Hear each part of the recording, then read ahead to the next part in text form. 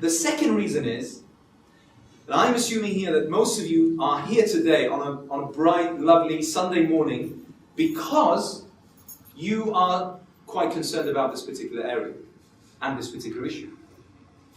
Which means that each and every one of you need to utilize every single aspect of the media in order to become fully efficient, in order to fully grasp the vast reach of today's media, to understand how various age groups, whether my kids of 7 or 11, or the teenagers of 15 or 16, or university students, or the early professionals, the mid-20s, or the 30s, or the middle-aged, how they all these age groups, all these genders, what kind of media they interact with, they rely on for their information, and they utilize, and they capitalize on in order to convey their own respective messages. Imagine, we're talking, Brother Mashoud, when he opened, he said that, generally speaking, it's an area of failure. The issue of media is an area of failure. Now that's when we're thinking about TV, radio, and the press. We still haven't assessed our performance in all the rest. So we need to think about all these and how we can capitalize. And it also boils down to something else. This is something that's just occurred to me, so I'm going to say this for 3 reasons. And that is that not everyone is good or comfortable or is efficient in dealing with TV or radio or writing in newspapers. Does that mean that they have no place in the world of media? It does not. It means that virtually every one of us has a place and has a role to play when it comes to the world of media.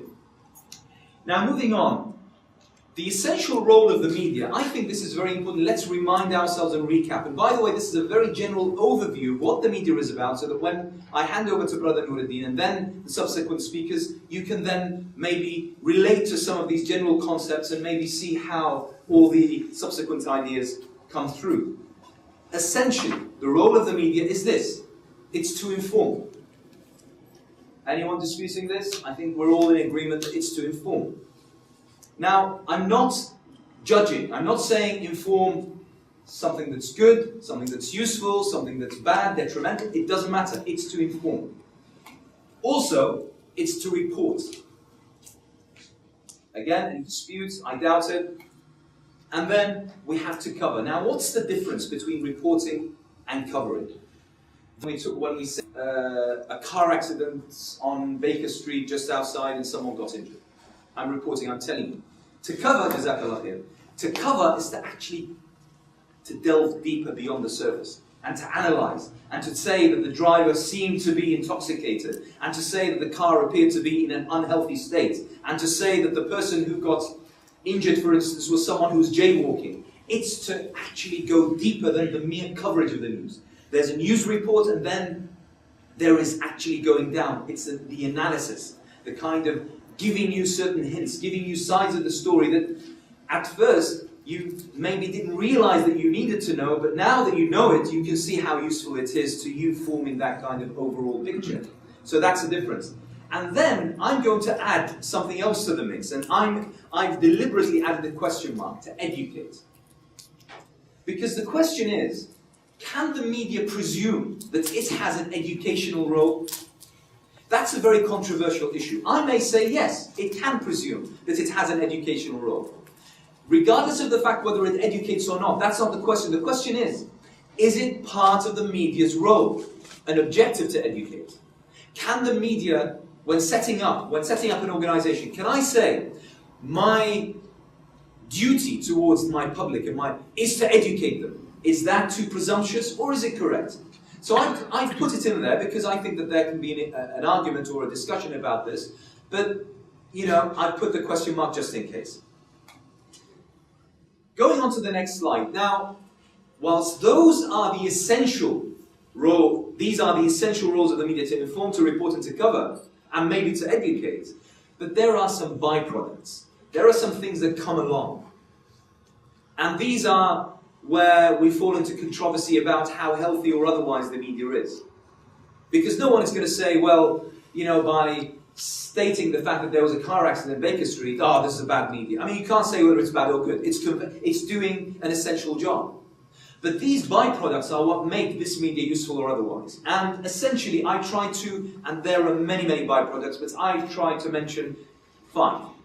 First of all, to educate, because I think that whether you argue this is part of the essential role or whether it's a byproduct, regardless, but it educates. People are learning. They're getting their life experiences. They're learning about various other things, things in the world through the media.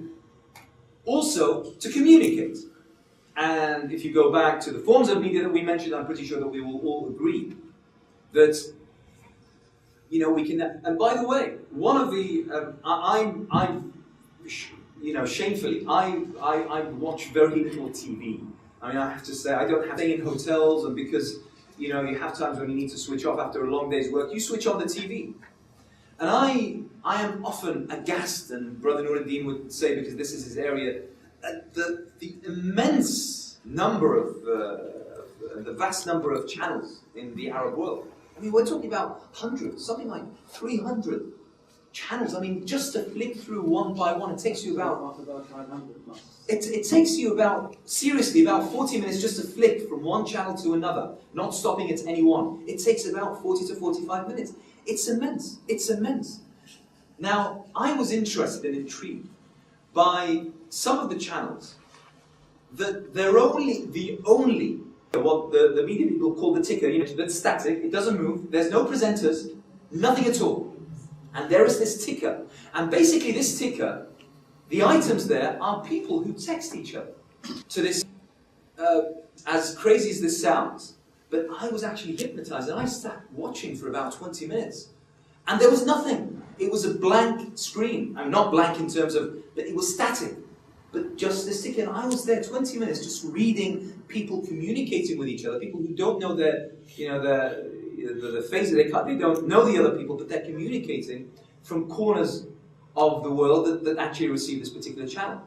So it's to communicate, and obviously we can think about hundreds of other examples. To entertain, I don't think that anyone can dispute that that is also a byproduct. Also, some people, by the way, can argue that this is an essential role of the media. Actually, most have said, no. Entertainment is something that is a byproduct of the media. Propagate, meaning to advertise, to promote, to push forth a particular idea, a particular product, a particular person. I mean, we can think about all these things. And this is where controversy really falls, to instigate change. And we've seen how this happened. We've seen what happened in the Ukraine, the Orange Revolution 3-4 years ago. We're seeing what's happening in Iran, for instance, today. We can see what's happening in Afghanistan. And the role of the media, it instigates change. Now, this is where the media really, has a lot to answer for. And we can also discuss whether it's a good thing or not. Because we can say, well, actually, it's quite good. But we don't need to have tanks and rockets launchers and missiles and the such in order to create change. We can do it, the velvety way. We can change things through the TV and radio and press. That's a nice way to change things. A bloodless kind of revolution and bloodless way of change. We can argue that. Anyway. So these are the byproducts of the media. Now, I'm not sure whether I need to spend much time on this, but I'm going to anyway, and that is the importance of the media. Now, I'm going to run through these because we don't have time, plus I think that most of you will know about this even more than I do. First of all, the essential nature of da'wah. Da'wah is to call, to invite.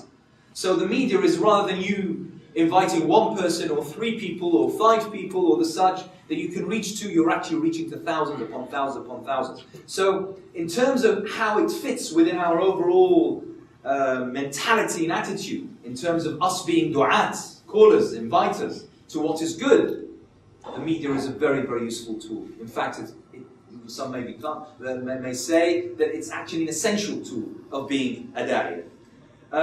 Also, it's a very effective and efficient means of delivery. Third, it's instant broadcast and transmission. You don't need to, write a book that you're hoping that by next year it would have reached, 5,000 readers or 10,000 readers or so. It's instant broadcast and transmission.